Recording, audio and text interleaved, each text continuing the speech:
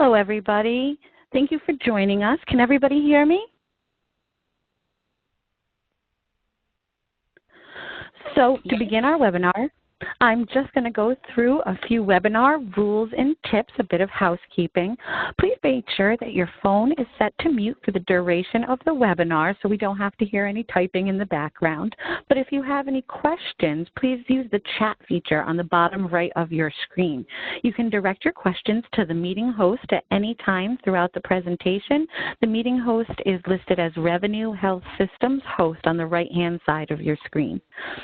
We'll also be making a copy of this presentation available to all of the attendees after the webinar is complete. So at this point, I'm going to turn you over to our webinar host. Good afternoon, and thank you everybody for joining us. My name is Ray Jorgensen. I'm here with Jeff Toledo, and we are with Revenue Health Systems. So we're going to get a copy of this handout out to everybody, hopefully at some point today. Is when you guys should receive that, but want to thank you for making time to be with us for this program. So real quickly, a little background on Revenue Health Systems. It actually was an outgrowth of our a revenue cycle management company that my partners and I started about 18 years ago, and we were really struggling on day-to-day to try and do a better job getting a handle on what staff were doing, what production looked like. We have about 100 staff stateside, about 200 in India, and we were really just trying to figure out how to help our clients make more money, which in turn help us make more money. So that was the impetus for this getting started, and we're thrilled about the fact that we ended up developing a product that's pretty exceptional. We're going to certainly show you some of that as we go through this today, but I want to make sure that you're going to leave this today with some other take-home items that are going to be valuable, whether you have software like the software that Revenue Health produces, or you're still using spreadsheets, which frankly is how we spent a lot of years working with a lot of spreadsheets, trying to figure out production and analytics and different things that would help us and our clients be more successful. So I'm not going to go through our bio here in a lot of detail, but myself and Jeff, and you guys can read these a little bit later on and learn a little bit more about us at your leisure. So we're going to spend a little bit of time talking about the marketplace, and I will tell you that, as one of my partners has said many, many times, that we've made every mistake you could possibly make in business, and we're still here. So we're going to hopefully help you prevent yourselves from making some of those mistakes and learn from what we've learned, and talk about the marketplace as it is today, which is more and more interesting and more complicated. Critical client reporting, which, what information is that really essential for clients to see and hear? And around the key performance indicators, or the KPI, that's essential for them. But then what's essential for you? What's essential around, as a revenue cycle management or a billing firm? What's important for you guys to see? And how do we do a better job making information that's going to be helpful for your team, and then in turn helpful for your clients? Well, we really focused on denials at the Revenue Health team. And when we talk about that, we're looking at the 835 files, or the electronic remittance advice files. That's where we derive a tremendous amount of our data, and we're going to show you some different examples. But again, we'll talk about what we're doing, but also what you can be doing if you don't have the software, but things you should be thinking about to help yourself be more productive and frankly get paid more and get paid more quickly. Payer contracts and some different things that we're seeing around the country, and these are not new things necessarily, but how can you avoid some of these issues? How can you actually stop some of these issues? We'll use some different examples we've had with clients over the years and help you see where that is. A big conversation is staff production. And even when we go out and we're prospecting new clients, the constant question is, well, we actually do a mini assessment where we look and say, how much money are you spending per claim? What's your payments as a percentage?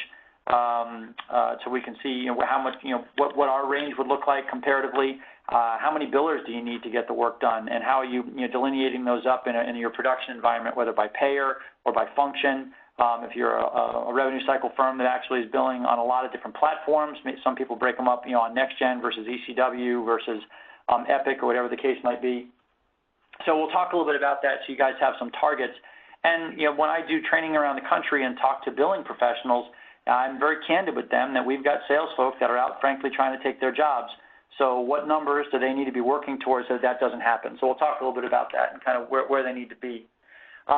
Really, there's just so much information to be learned from looking at denial data. And it's funny that this industry, we really don't do a good job always celebrating or cheerleading the great stuff we do. We just focus on the stuff that doesn't go well. And I would say that probably describes most billing professionals around the country, that they're just, and that they're not happy with what goes on because there's always something that they could have done better. And I'll also say that from the client perspective and even from a senior management perspective, it's Willy Loman, it's death of a salesman. It doesn't matter what you did this month, next month needs to be better. And that's kind of how the whole industry runs all the time.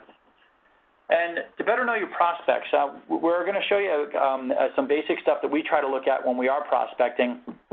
And we'll show you how a quick look at the 835 files is going to give you really a much better snapshot of what you're potentially getting into, because I'm sure everybody on this phone has had at least one client, if not more, that wasn't completely honest when you were prospecting about how many visits they do and how much money they make and what problems exist, or maybe you didn't ask the right questions, whatever the case might be.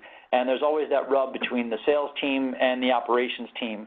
So we'll talk a little bit more about that as we go through. Partnerships versus vendor-only relations. We really pride ourselves on developing partnerships with our clients, and whereas they're real relationships. We're wanting to know what's important to them. We're not just simply a commoditized business. And when I talk about the market has become very commoditized. So how do you differentiate yourself? How do you create a real partnership as opposed to just being in a vendor relationship where you're easily replaced because they don't see you any different than the guy from WB Mason who's dropping off paper. So how do we do that differently? And then just a quick summary at the end. Please feel free during the course of the program, and we will pause periodically and check with Melissa to see if there's any questions. But Melissa gave you her contact info there at the beginning, or you can, in the comments section here, you can just make a note to her and say, hey, I have a question, and we'll be glad to pause and answer questions as we're going through. So please jump in as we're moving ahead here. So a quick overview of the marketplace. So my partners and I were attending a Healthcare Billing Management Association meeting, gosh, I'm going to say at least 15 years ago. And it was Dave Giachello and Bob Burley were the two speakers at the time. And I think it was Dave that made the statement. He goes, "You guys are getting paid the most you ever will."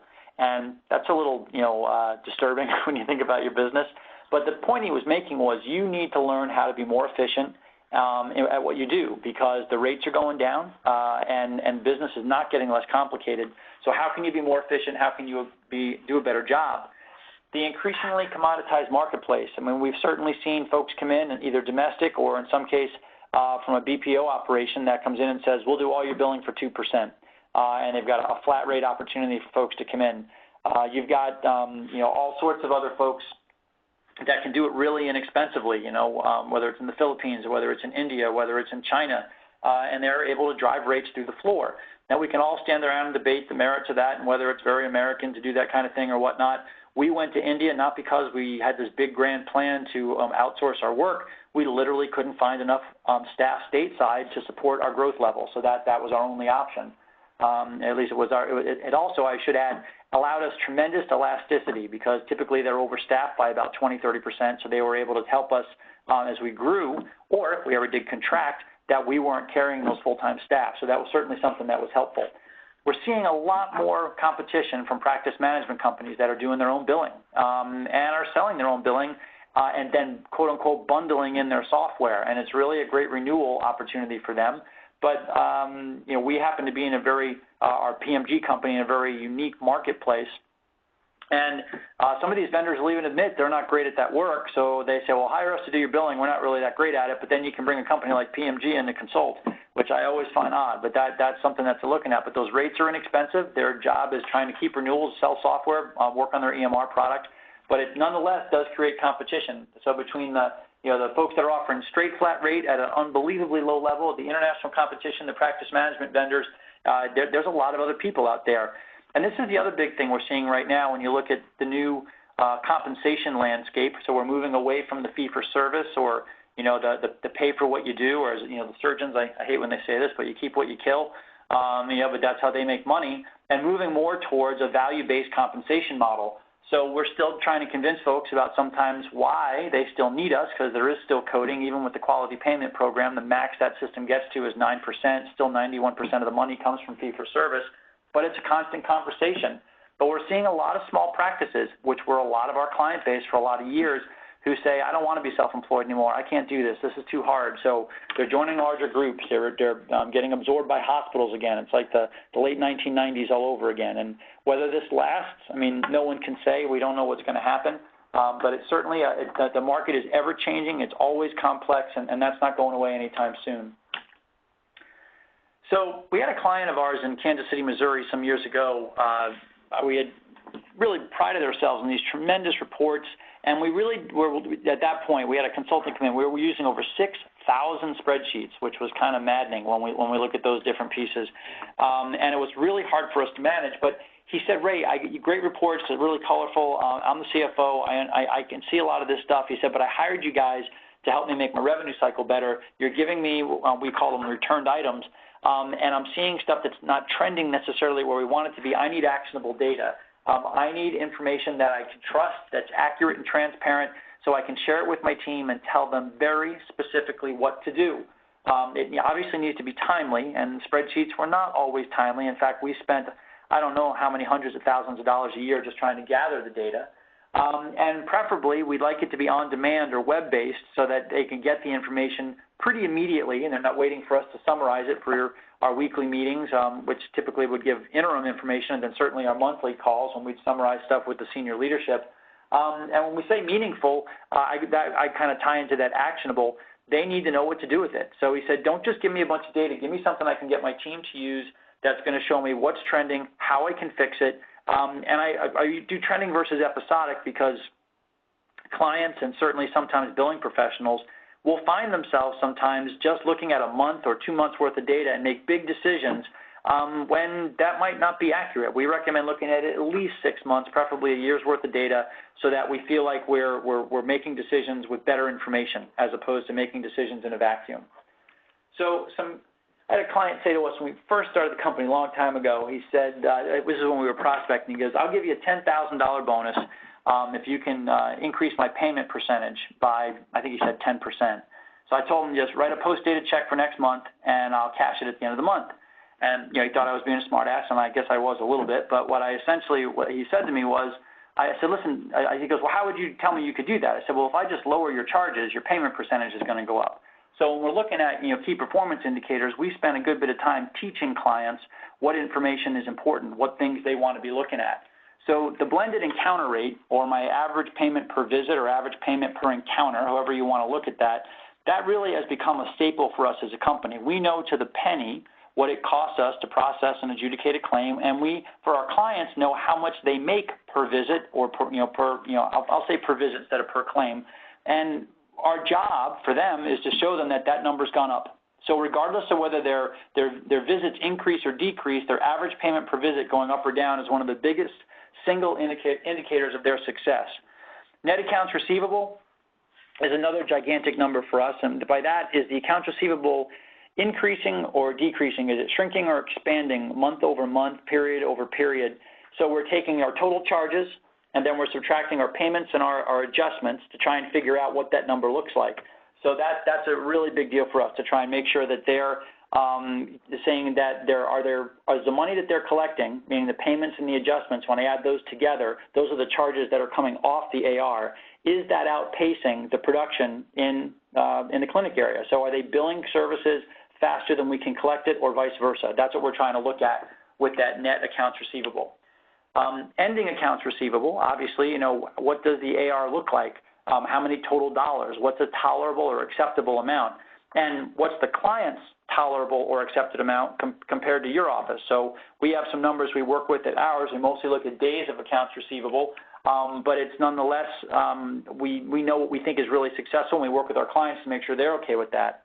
Gigantic issue around credit balances. So if you have money that you owe patients, credit balances, what are you doing with those? Do you know the escheat laws in your state which say you have X number of days to return that money, or you're paying gigantic penalties, in some states $10,000 per claim, for not returning the money in a timely manner? How are you managing that? And are you working with your clients?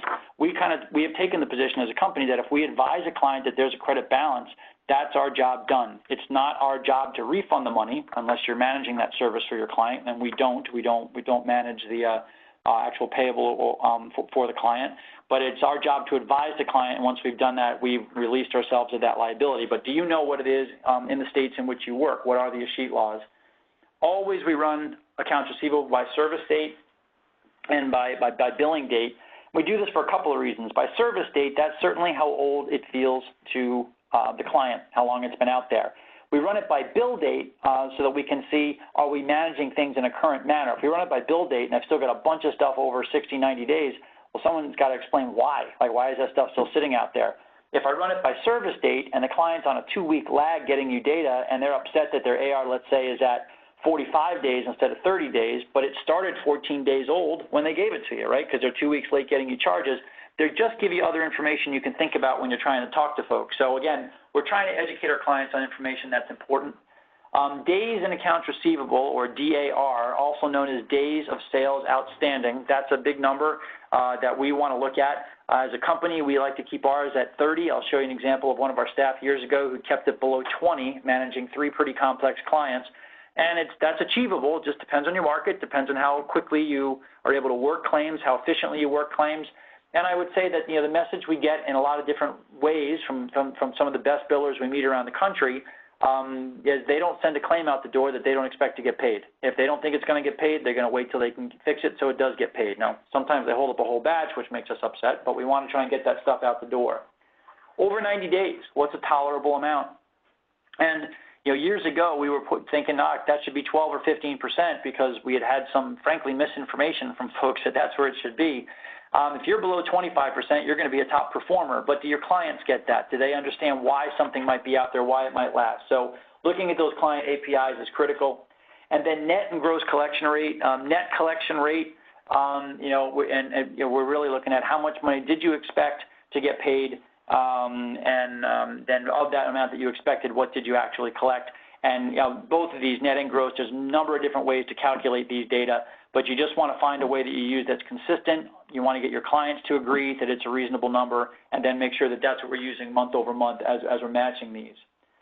Related, obviously, as your key performance indicators as a firm. Now, I think this was Dave Giacello that said this to us when he was out visiting the office, and it was a long time ago now, but he said, hey, what's it cost you guys to get a claim out the door? And my partners and I looked at each other and said, that is a great question, because we absolutely should have known that answer, but we were getting better at billing, but we weren't looking at stuff. And then the related question, what's it cost you to get a claim out the door? So, we're looking at this stuff as probably one of the biggest, most important things.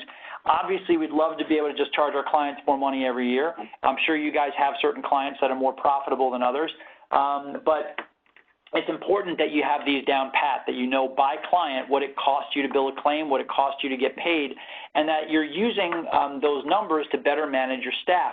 Anecdotally, certain staff feel like your best staff or your best performers, but when we're really starting to manage by metrics and look at data, we get a much different picture sometimes of who we thought was our most efficient, best, quote unquote, versus those that are not. How many encounters should your full-time equivalents be managing? What are those numbers? So that we get asked that question a lot by companies. Hey, if I've got, especially in the primary care world, 200,000 visits, how many billers need to do this? Now that's going to be different than a surgical practice, right, where those cases might be more complex.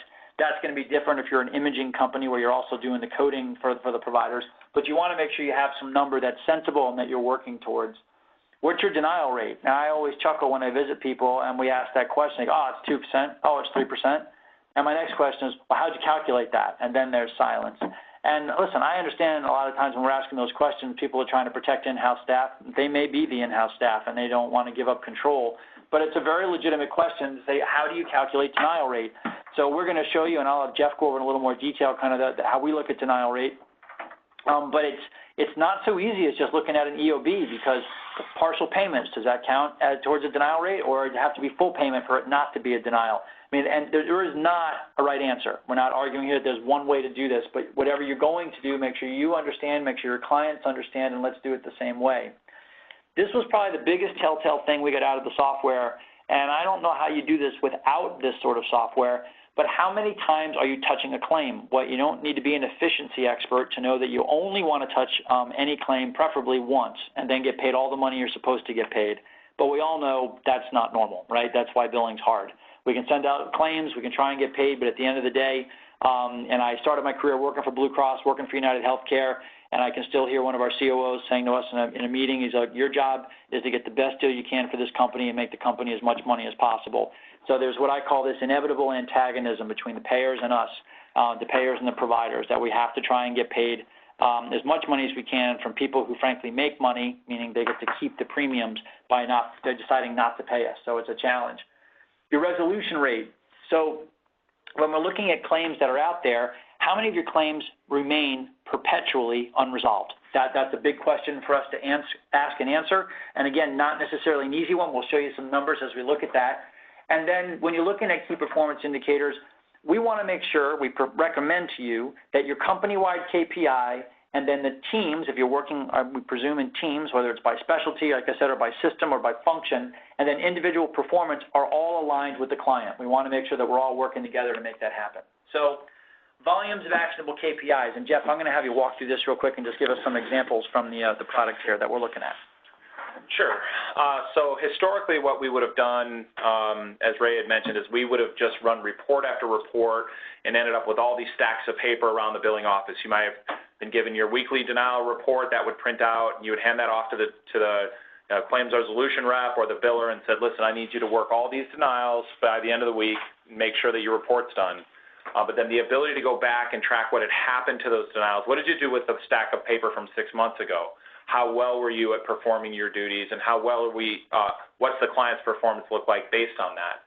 So we came up with a number of these metrics so that we could view them all at the same time and trend them over time. As Ray had mentioned, we want to be able to look at this month over month or year over year. This particular dashboard that we have on screen is just 1 year's worth of data, but it is live data. We've de-identified it, and this is a practice that's seeing some performance increases based on some of the work they're doing to improve their processes. So as we walk through this, one of the first things that we see is that their payments per encounter trend is going up. So no matter what that is, it might be a global service that you're billing for. It could be a surgical type service. It could be in primary care. It could just be a visit. But if you can come up with an average payment for every encounter or every visit, that becomes a metric that you can measure across the board. And as a billing company, you want to be able to measure that at the client level, but you also at the practice level, but you also want to be able to measure that at your company level. On average, your clients, what are they getting paid, and is that number going up or down? In this case, it's going up. Also, what is the trend of payments and visits? So as I'm evaluating my client, and they had a bit of a spike towards the middle of last year, what happened with their data? Are their payments going up in relation to the number of patients or services that they're providing, or are those two numbers not working in relation, especially if that number is going down? If your visits are up or steady and your payments are down, there's a significant problem that you need to look at. So by looking at that data together and showing that back to the practice, I always used to love the physicians who would call us up, or the billing manager would call us up and say, Dr. X is mad because he got less money last month when he was on vacation 2 months before that and the visits had gone through the floor. So relating the data to other points on the screen is critical. Additionally, what's the staff productivity? So what's my denial rate? On average, how many claims are going out the door that are not adjudicated for payment, that get held up at the clearinghouse, that get remitted back to the payer for a denial, or are just actionable, aren't paid what they're supposed to be paid? We talk a lot about actionable versus non-actionable claims. You could get paid on a claim that is still actionable because you didn't get paid what you deserved. If you're not managing if you're not doing some contract management, if you're not viewing your payments in an analytics system, if you're not tracking that data, you can't see and you can't decide whether or not you should ever go back and review those claims. So in this case, this practice has reduced their denial rate significantly over a short window of time. Their touch rate has gone down significantly, which is the chart on the top right, and they're touching the claims fewer times. They're touching fewer claims, and it's not a coincidence that their cash is up. And so having all this data together tells a story of the health of the revenue cycle. And again, this is the way we calculate that data in our system. pulling that data out of whatever system you're working and creating a dashboard, even if it's Excel dashboard, creating a dashboard like this so you can measure your clients and your practice is critical. Thanks, Jeff. Gentlemen, I'm going to pause you for 1 second. We have some questions coming in. Our first question is, if you're working a target bucket of AR, say 180 plus day denials, how do you extract this data for a target AR date?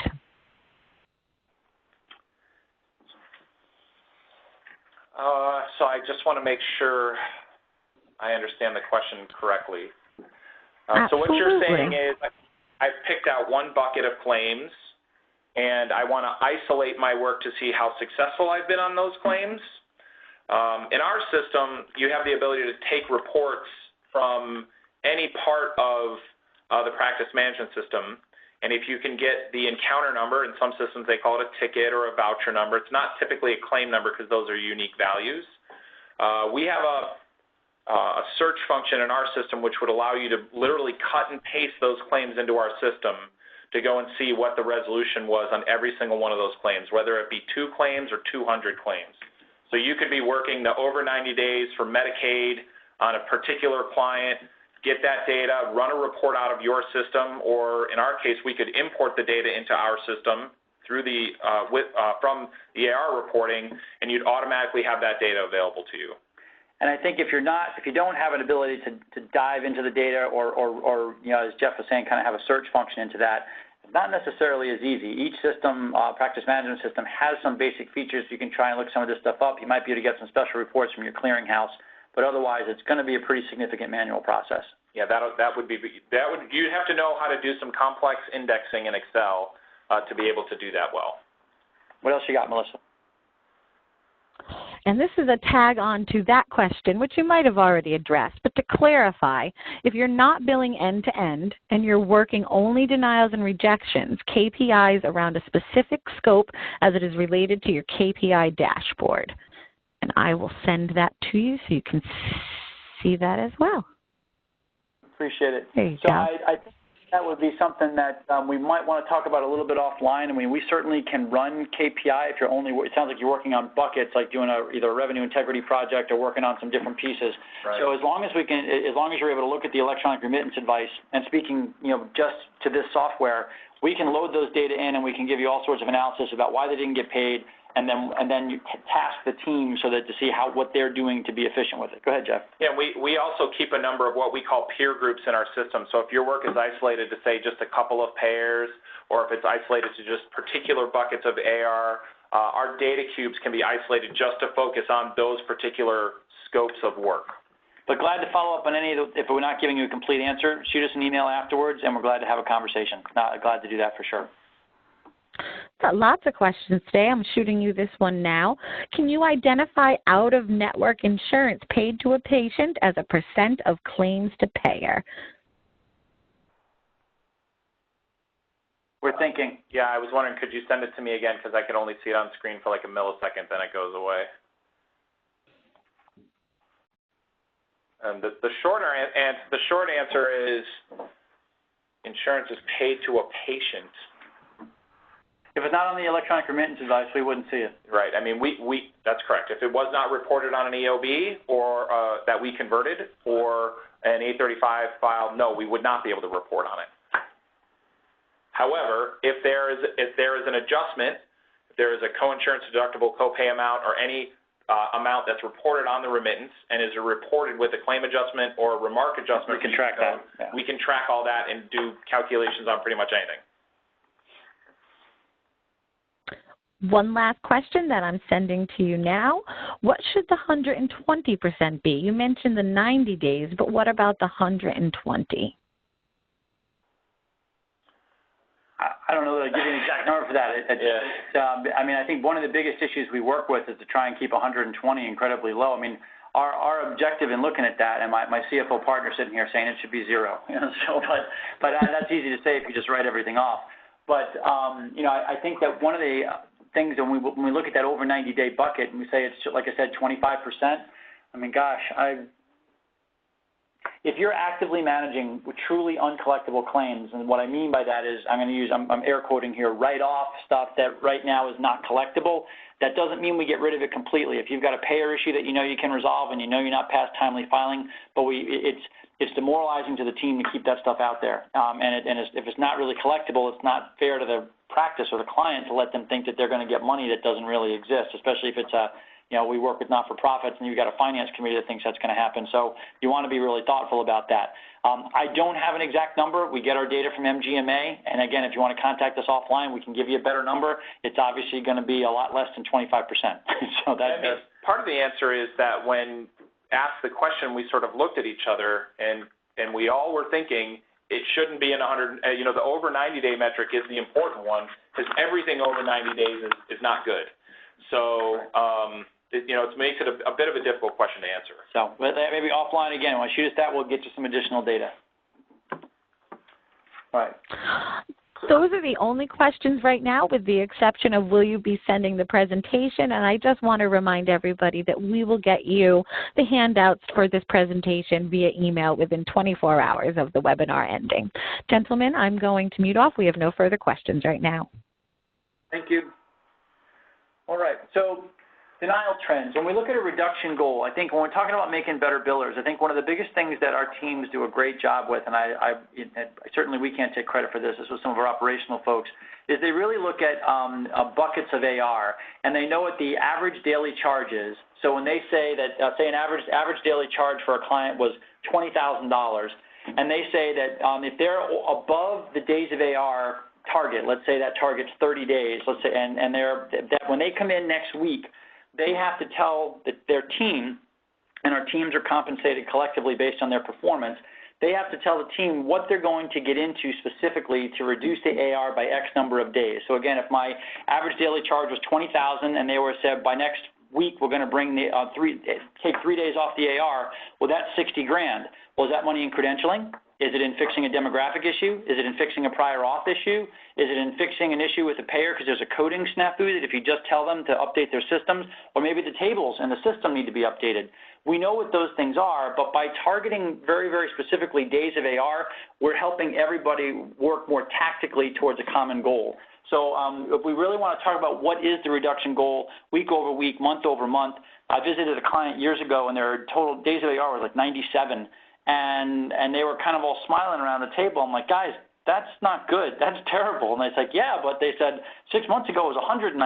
I'm like, oh, okay. So you brought it down by 100 days. That's moving in a good direction. So I think it depends on your target, but we want to make sure we're clear. When we're looking at our software, and even when we were doing in spreadsheets, we were trying to figure out why we weren't getting paid. Spreadsheets, there was a lot of linking and ranking and a lot of, frankly, shit broke all the time, so it was hard to use. But this was a big deal for us, was to be able to look at denials by category, whether it's credentialing, eligibility, by procedure, by payer, and we're really looking at big trends. So when someone says, hey, my front desk I don't think is working well, we want to be able to drill down and tell them not only what's not working well, but at which front desk. Go ahead, Jeff. Yeah, I just wanted to add a key thing about breaking denial management is being able to tell the client or the practice what denials they own. It's not just that there were these denials, but there's almost like this front office, back office responsibility. And a lot of the practices don't want to hear about stuff that they can't fix. They want to know, what did I do wrong and how do I fix it? All right, and that goes back to that actionable data that we're telling them that this is what's going on. But being able to show them, which location, which provider, and even which payer, especially if they're struggling with a payer contract or in the middle of negotiation or renewal, or they're part of an MSO or a PHO, or now with the new ACOs where there's some group contracting, it's important to be able to share with them what's working and what's not. Now, we mentioned these front desk denials because if you really look at the top reasons we don't get paid, it really has a lot to do with what goes on out there. If we don't get the correct information about their insurance or their correct name, their address, someone gets married, or there's a stepchild, or they're in Medicaid and they're trying to enroll them they're listing in the system as a family when it's all individual eligibility, it's a problem. If you need a prior authorization for a procedure, note the word prior, right? If we don't get it until after the fact, we're going to struggle with that. So this is us trying to hold folks accountable and not being jerky, but trying to convey, look, this is why we're not getting paid, and how do we help them help themselves, so to speak. That's a big part of what we're trying to do. We're seeing coding denials. We get maybe they're trying to do a preventive visit and they have the wrong patient's age. maybe they're doing some sort of screening service, and the payers, for whatever reason, have a denial set up automatically with any of the Z codes, right? That used to be the old V codes in ICD-9 that say, we're not going to pay any of those services. We had an issue with that with some Title X family planning services years ago, and we had to get the payer to use the anticipatory guidance and risk factor reduction codes, 99401 to 404, because they weren't paying the E&M codes with any of the preventive family planning codes, all the contraceptive codes. So it took us having several conference calls with the payer. They updated their systems, and we finally got the clients paid. But we're always looking to try and find those trends. Claim submission issues. Now, certainly you'll get some of this back in your first pass report from the clearinghouse. We have a team of electronic data interchange or EDI specialists that work in, I think we're up to like 13, 14 different practice management systems, and we're all working to try and make that better. So it's a big deal for us to make sure that, we're getting in the systems and able to help the clients, again, help themselves so we can make that better. So I'll let Jeff go over this one real quickly for you. Yeah, so when you're looking at your denials, what we've broken down, and it may be a little bit small on screen, is we have a particular category of denials. So these are coding denials. I can give this back to the coders, back to the providers, and I can see very quickly in my reporting, again, do I have an outlier? Again, in August on this report, you can see very quickly in August there was a big jump in denials. And if you look very quickly, it doesn't take very long to see that those denials came from Blue Cross Blue Shield. And as you're looking through these reports, I can further break them down by, well, what was the subcategories? I know that they were coding denials, but based on my adjustment codes, grouping my adjustment codes into meaningful subcategories and categories so I can report on them very quickly. So Blue Cross Blue Shield came back with this large amount of CPT modifier conflicts, and if I go down to the next slide, what I've hidden there is the provider name. So very quickly, and in denial management from a billing company standpoint, a lot of times the top 5 denials can be almost, it's not even the 80-20 principle, Pareto principle, it's the top 5 denials are typically 80 to 90% of the denial reasons that a practice gets. So very quickly in any one silo of denials, you want to build reports that categorize things together and then link them to the provider, what location, what department. It's critical that you be able to go back and say, listen, the provider that's hidden behind this 25% is the one we need to go after first. And all you have to do is solve one problem, and you solved 25% of this particular category. Think about that across your billing company. Think about identifying things across specialty, across state lines, and then identifying issues and the immediate impact that's going to have on your client's performance, but also on the amount of times you're touching claims because they're not getting paid. Right. So when we're talking about building better billers, we're talking about using meaningful data that they can use to help affect change with the client. We can certainly rework claims, we can fix stuff, but we got to be able to get to the client so they can help us help them, and make that better. And one last thing I would say about denials, a few years ago, MGMA came out with a stat that said that on average, every time you touch a claim, it's an additional $25. That was the average cost that they've calculated. The one unfortunate thing we've heard as we've gone out into the world and are telling people and talking with people about denial management is there's a lot of billing firms out there who actually aren't working their denials.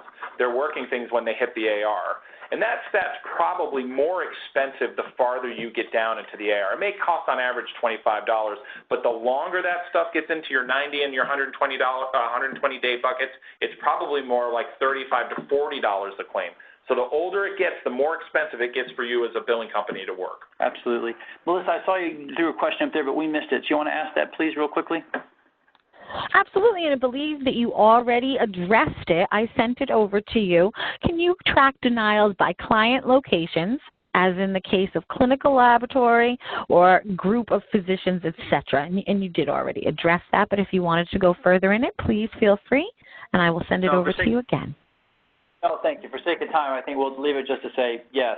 We have a screenshot of that coming up. All right, cool. Yeah, cool. So payer contracts. So one of the things that what clients ask us to do is obviously load anticipated payments so we can see how they're doing, and that's helpful. But we know that just because a claim gets adjudicated doesn't mean we got paid at all, never mind the full payment. So we really want to take a look at those contracts and see, are we getting what we're supposed to be getting?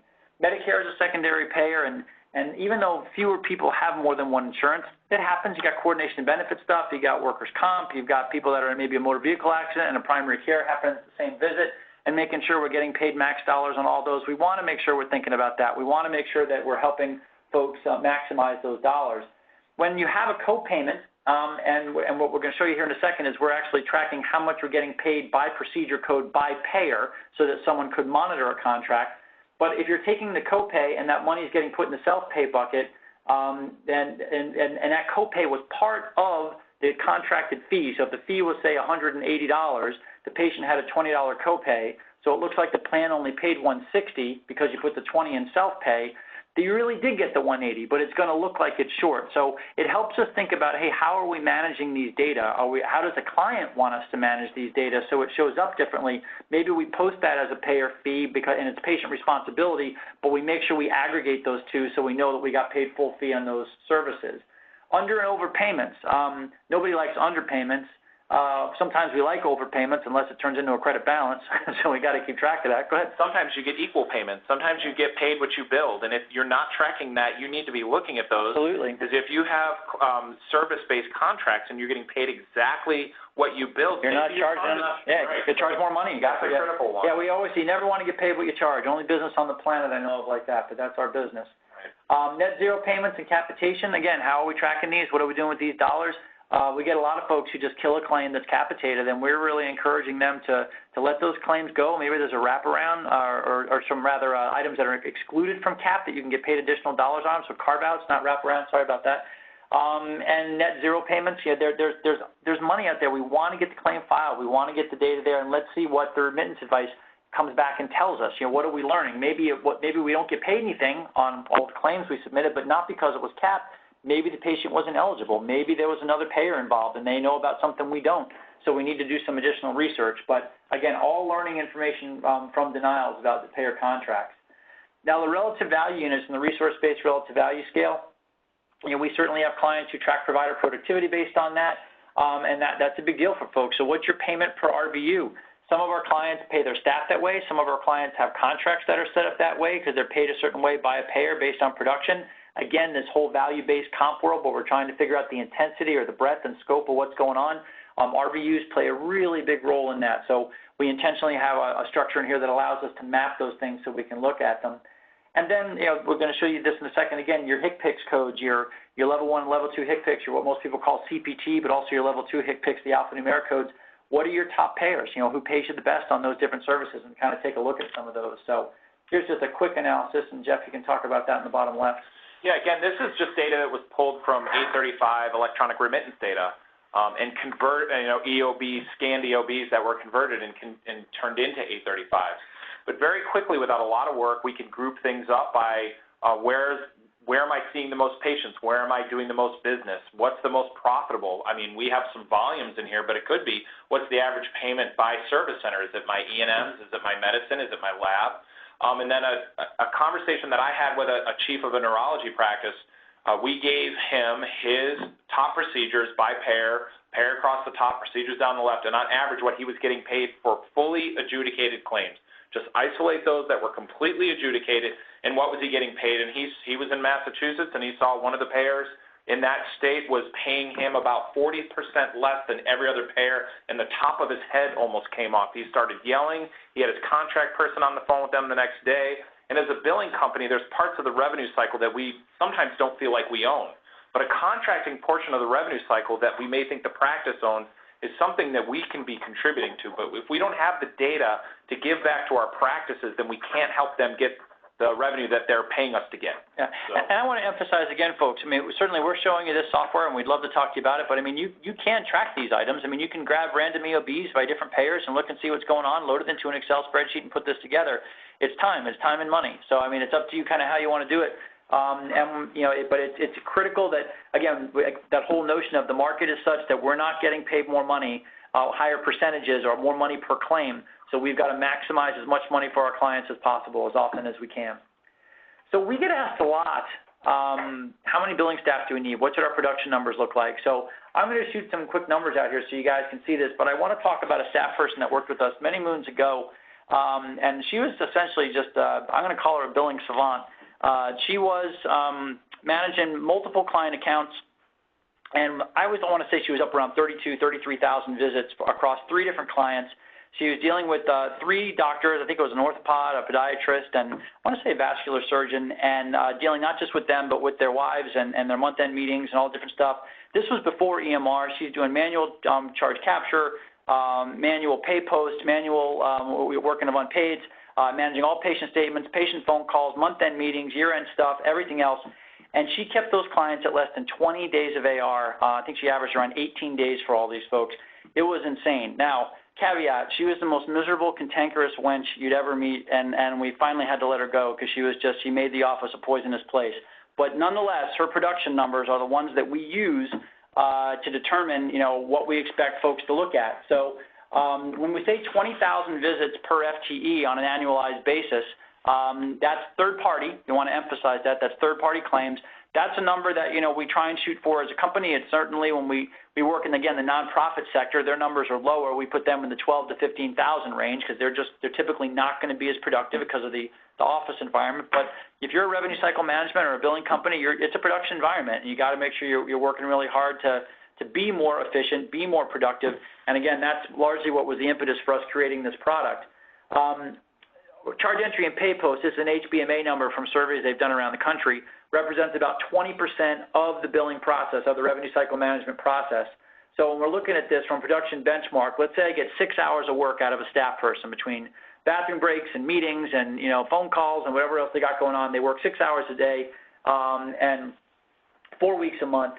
So if we're looking at that on a 5-day work week, we're going to get for charge and pay post, managing 1 minute each, $1,800 per week, $7,200 per month, and $86,400. Now that's a combination of charges and payments. So that, if you want to split it in half, that would be what 43,200 visits. If they're not managing unpaid, they're not taking patient phone calls, they're just doing this stuff. And when I say fixes, the reason we say that is EMR shoot over a lot of claims, but unfortunately most systems still require you to touch most claims.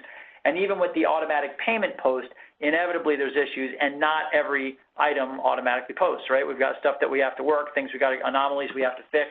So that's what we're looking at from a number there. Unpaid claims, 3 minutes each is what we're looking at for a production number, so about 20 per hour. That's $480 per week, $1,920 per month, and $23,000 a year that we're getting for unpaid claims. Now, we give you these production benchmarks, and again, you don't need our software to calculate this, but when I go and meet with billing folks and had done some analytics with practices around the country, I asked the billing manager, what are your production benchmarks? And I typically get a deer in the headlights, like, what are you talking about? I'm like, well, when you give somebody unpaid claims or you give somebody an EOB or that you want them to post, how long do you give them to do it? And they as long as it takes. They all work really hard, and I'm not disputing that people are working hard, but I also know that if we're not telling people what the expectation is, that work can often take longer than it's supposed to. So we just want to make sure we're being thoughtful and looking at production. This builds better billers. It helps us all see how we're doing and do a better job. Posted goals, submission deadlines. If I know Blue Cross has to get all their claims in by, let's say, noon Thursday to get a check 10 days later, then by God, noon Thursday, we're hustling to get Blue Cross in. What's the requirement for your clients for all their top payers? Do your teams know those deadlines? You don't need to know them if you're the person in charge, but does someone who works with you, a colleague or a subordinate, do they know that answer? And if they don't, they must. They're published. Everyone knows what they are. You want to get the check right, get claims in by this day. And then weekly review, everyone is meeting with their team on a weekly basis. They're seeing how they're doing. They're holding them to production deadlines, and the teams are holding one another accountable. Now, whether you do a biweekly actual formal write-up to let people know how they actually scored or what they're doing, or you do it on a monthly basis, whatever, but we have worked to try and tie that to annual compensation in terms of raises and also semi-annual distributions. If you've only got 86% of where you were supposed to be, then you get 86% of the available raise and 86% of the available bonus. We work really hard to help everybody on the same level. So helping staff learn to help themselves. You got another one, Melissa? Yeah, we do have a question. What is your definition of unpaid? 20 per hour seems high. So bear in mind, when I say 20 per hour, I'm expecting while they're doing that, they're doing other things. So there might be work and stuff that they can just fix automatically. They make it through to Blue Cross, and with one phone call, they fix 100 claims. So I don't expect it to steady 20 per hour, but I expect to average that over the course of the week. And those are numbers that we've got from working with our team here at PMG. So those are pretty realistic. And listen, if you think 20 per is high, make it 15, but pick something. Have some production number to work towards, and then have your team figure that out. I want to emphasize again, we are not telling you that these KPI are the absolute concrete answers. We're telling you this is what we've experienced and what we've seen from being in this business for more than 18 years and managing tens of millions of claims over that period of time. We've got clients in almost 25 states, so this is it's a big breadth of experience. But you're going to need to figure out what works best for you and your team, and you work towards that goal. It doesn't need to be where you are right now. So, Jeff, you want to talk a little bit about this one? Yeah, what we're looking at here is a resolution report. And so what this does is it breaks down a whole year's worth of activity, every claim in our system that's marked actionable.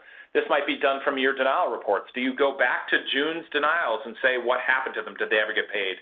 What our system does is it goes and it captures from left to right how many total actionable claims were there, how many of them were resolved. And a resolution could be it was paid or adjusted. Thank goodness there's very few adjustments there. I really like that. How many times did we send it out to the patient, and then how many times did I deem it was actually non-actionable? And the person who's behind this has a resolution rate of 5%. And so what's critical is knowing why and giving the person the information back. Why is this person up here, her name's actually Amanda, why is she at 100% resolution rate, but this guy down here, Patrick, he's only at 5%? And then having some summary data of maybe how is he handling particular claims, or maybe he's assigned to a particular task. In this case, internal was just a grouping of claims that really might have been transferred from one work list to another, but do you have the detail behind, again, the stack of paper? We gave someone a stack of paper 6 months ago, and every month after that we gave them a stack of paper. Can they tell us what they did with it? And if things didn't go right, if they didn't get paid, are they able to get to the detail behind why?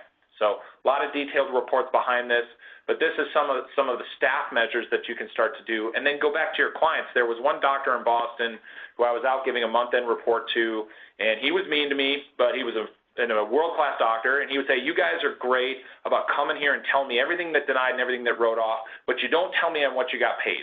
And even though that hurt my feelings a little bit in the meantime, he was right. We weren't coming back and saying how good of a job were we doing as a billing company resolving their claims. And this goes back to that transparency and trust. So this is some type of data that can be difficult to get to. We built this because we found we couldn't get this data, and here's how it might look in our system. Thanks, Jeff. So if you're not paid, why are we not paid? That's probably the most critical thing for us to answer. And from that, are we able to eliminate something? So we already mentioned credentialing. We started a separate credentialing division, or really an enrollment, with payers, because clients weren't getting it done. It was really complicated for them to keep up with it. So we do it for them. They pay us, but it's a service that we offer. And once we get them enrolled, well, then we're not going to get any credentialing denials. If we've got a certain ICD CPT link that we can fix in the system, it was a big deal when they came out with the was it Z23 or Z32, I'm juxtaposing those, for immunizations, as opposed to having a unique ICD code for every immunization. That was giant, a really big deal. So lock that down. It's not something that they need to pick. It just automatically happens whenever they do that. So providers and front desk, what's their to-do list? Payer policy updates that we're either reading or getting, or maybe we have to work with the payer, like the example I mentioned with that family planning group in Ohio. And I already mentioned the practice management, the EMR system. What can we automate? So we're not just perpetually fixing things. We're actually figuring out how to fix this. That team approach, that collective compensation on the team, your higher performers are going to help struggling or newer staff or accounts that we just onboarded that are still trying to get where they need to be. There's a bunch of different ways to do it, but making sure they're working together as a team, and because they're all compensated collectively, people care collectively. They work at it together. Actual versus anticipated resolution timelines. If I tell somebody, going back to the item earlier, that, hey, you should be doing 20 per hour when working on Unpaid, and they only do 10 or 12 or 15, well, how do they compare to everybody else in the office? Maybe for your office, because of the types of claims or the complexity of the payers or whatever the case might be, maybe your target isn't 20, maybe it is 15. But like anything else, once you get it to 15, then you'll move it to 20, and that's the new target. We're always trying to get more efficient. That's a constant piece for us to take a look at. And resolution success rates. For the claims that don't get paid, how many actually get fixed? How are we doing with that? to talk about this one, Jeff? Yeah, you could maybe just bring up all the arrows. So from top to bottom and left to right, this answers the question, does your system collect data by location, by department? Yes, we pull in what we call encounter data, and we like to give, we don't think it's just, it's good enough to tell somebody that they had a non-covered service denial. You have to be able to say what location, what department, what provider, and maybe even down to the patients. Who are the patients where that happened? So in this case, this is one of our dashboards where I can see that there's 4 different services, 4 departments at that particular practice. And it looks like their dental service has the highest denial rate. So as I break that down, the dashboards below that, the widgets are allowing me to get right down to the denial service. So I can see they're having a high rate of non-covered services. And all of these dashboards widgets react to the others. So as I dive down to dental, I start to see that I've got this big silo of non-covered services, which very quickly doesn't take me long to see that they're Medicaid and they're for D9450s, and I can get right down to the providers to see where those are happening. Additional dives gets me to the claim so that I can take those claims out, hand them back to the coder, hand them back to the provider for analysis, where I can actually have actionable data. Because this line up here that says your denial rate for dental services being up here in the 15% range doesn't tell me how to fix it. And that's sort of what Ray was talking about a little bit before. The actionable data back to the practice, trended over time so that you know how to go and fix and eliminate that particular denial. And this is really us working for that partnership. You know, we're trying to make that better. So we're running a little short on time, but I want to go to Melissa. I'm going to hang on to that. Do you want me to hold on to that question? Absolutely. Let me know when you'd like me to send that over. Yes, I will. Thank you. So we had a client, great guy, worked with us years ago, was an emergency room doc in Central Mass. And when we signed the contract, he's the only guy who ever said this to us. He goes, we want you guys to make good money on us. And I'm paraphrasing, but he essentially was saying, I want to make sure that when you guys are stretched for work, that we're the account that gets worked. Because so we want to make sure that you make money on us and we're not somebody that beats you up on price so badly that when you're short-staffed or something's not going well, and you're going to put your best people on something else. And we share that story with prospects, and you can tell up front sometimes, as we say, if the dating is not good, the marriage isn't going to be great. So we want to be really thoughtful about who we work with. So evaluation during sales, we're using more of this product to kind of determine what's their average payment per visit, that blended encounter rate, what's their total AR with and without self-pay, future business, true up during first year to keep sales honest. I mean, we want to make sure that we're getting as much information about what went on, and by looking at their ERAs over even a short period of time, you give me 6 months worth of data, we give them some free analysis, which the prospects love, but for us, we're going in with our eyes wide open. We know exactly what's happening. So this is a big piece for us to make sure we're setting realistic expectations. If we really don't bring on clients that are in great shape, because the only chance we really have is to screw it up. But there's plenty of people out there that are messed up. So that's really what we focus on. If someone's in decent shape, we're going to tell them, look, you might have a consultant come in, but these numbers look pretty good. And they may have another reason. Maybe they're going to merge, and they can't handle the volume. Maybe their billing manager is retiring, and they don't want to promote anybody. And that's fine, but then we're all going in with our eyes wide open about what's actually going to happen. Typically old AR, we don't want to take that if we can. We just want to manage new business, but if they want us to, we want to have an idea, what we're walking into, what that looks like, and setting those expectations about what we actually think is going to get collected. If we can get the client to keep self-pay, we do. It's a big deal for us. So, Jeff, you can do this real quick. Yeah, I don't think we have to spend much time. You could actually arrow down through the red circles. Yeah, that's good. So we're just bringing you back to, in our system, it's an executive dashboard. With this, we can get all of this data from just 835 data alone. We can have them go into their system, log into their clearinghouse. Maybe they've got a folder on their network where they store them. Pull that data down. Again, you can see what are they getting paid per encounter, how many visits are they doing, how much are they getting paid, what's their payer mix. That's a huge one. People come in, you don't really understand what the payer mix is, but in addition to that, what are their top denials? Why aren't they getting paid? And sometimes it's good to know that they're actually doing a really good job, because the expectation for success can be set really high when the margin is not there. What's their procedure mix? What's their current claim adjudication lags?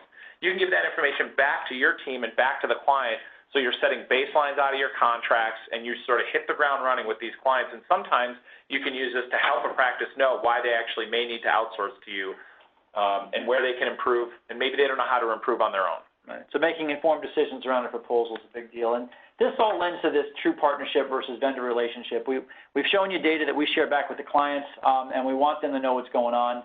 we're talking about the partnership by showing that, look, we're going to give you this free assessment up front. And right, even before we had the 835, we gathered other data and did it manually in Excel. But that's a big part of us showing we're in this together. Mandatory weekly updates with their operations team, and then monthly meetings with the real decision makers, whether that's the doctor or the practice administrator, or in our cases sometimes the CFO, depending on the size of the group. You got a new leader comes in, meet with them, learn ahead of time what's going on. Talk about actionable data, what that means, that, look, this isn't just on us. You can't just outsource this and pretend it's not your problem. You're involved in helping us make this happen. And transparent when we make mistakes. We all do. You know, it's not in our contracts, but if we mess something up and create a non-payment, then we'll credit that back to the client. You know, we take our percentage out of it, but that's on the RCM side. I mean, that's a big deal for us. So they know that we're in this together. And nobody wants the client bringing issues. Some of our not so good relations, they're always playing gotcha. You know, they want to try and trick us into stuff, and we just don't want to deal with that. So optimize every possible dollar, folks. You can't fix all that goes on anywhere all at once. You got to pick some KPI maybe that you really think are important and master them, and then pick a few more and get good at those. Align your staff, your client, and the owner of the business all the same way. Everybody wants to make more money. That's the goal. How do we do it legally, ethically, so we can all keep it and do a better job? And again, we want to look at data over a longer period of time, not just episodic stuff in a silo or in a vacuum. Partnerships. We're fighting against vendor commodity. You're not a commodity. We don't believe that. I mean, billing's not easy. It never has been. And it's just gotten more and more complicated. So how do we make sure we foster those partnerships? We feel, these sort of dashboards, these sort of information help do that. The actionable data does that. It shows us how we're working together to make this better. And listen, we hope this was helpful for you guys. Certainly would love to talk to you about our product. If you have interest, we'll give you some information here to do that.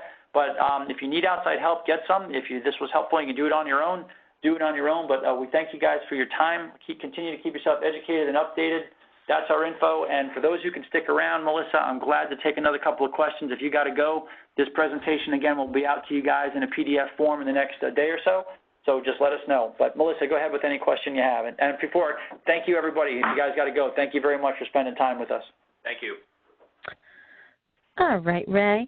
So I've just sent you a question. I got a compliment on the report, but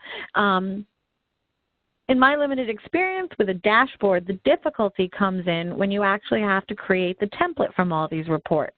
Are you also pulling in the data directly from the PM system?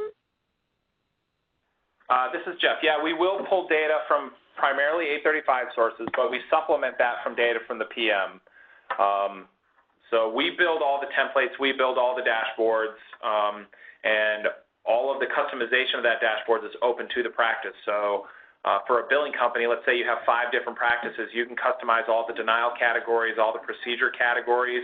It's all of each practice's individual departments, locations, et cetera. And then you can also have those at the global billing company level. You may want to be analyzing things differently.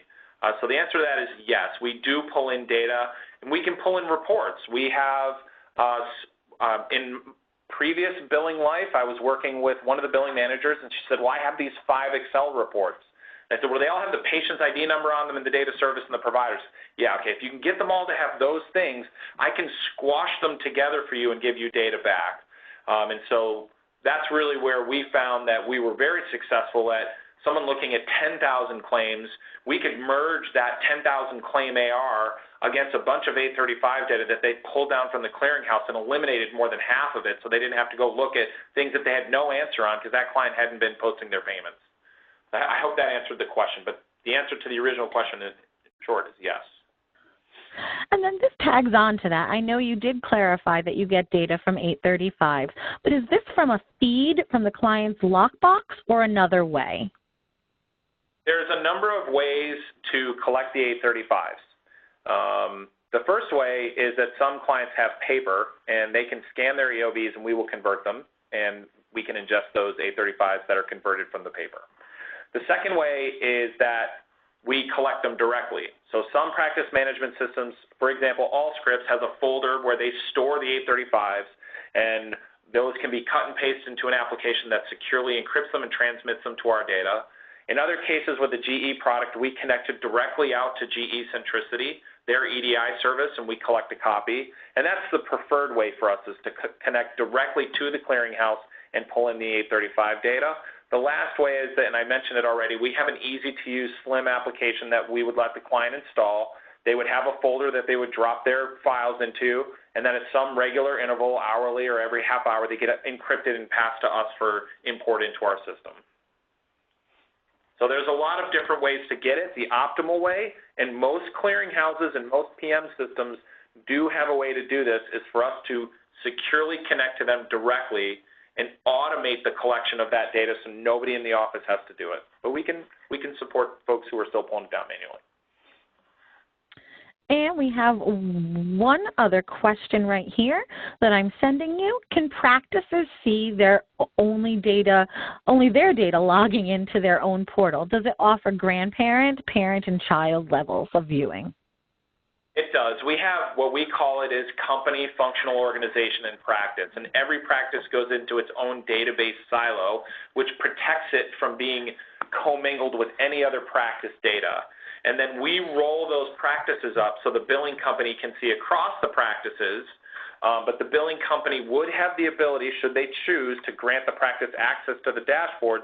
They would only see their data. We can even further restrict the data so that if there was a data element such as department, we could make it so that when the person logged in, they would only see the data that's related to their particular department. So the answer to that is also yes. Fabulous.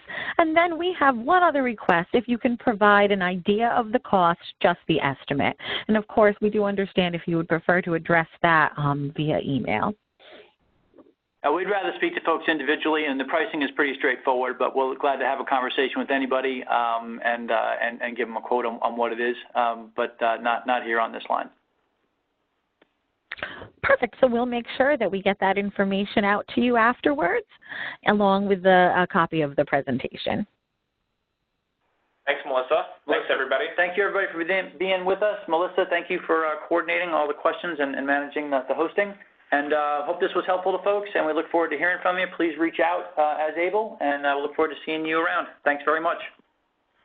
Thank you. Take care.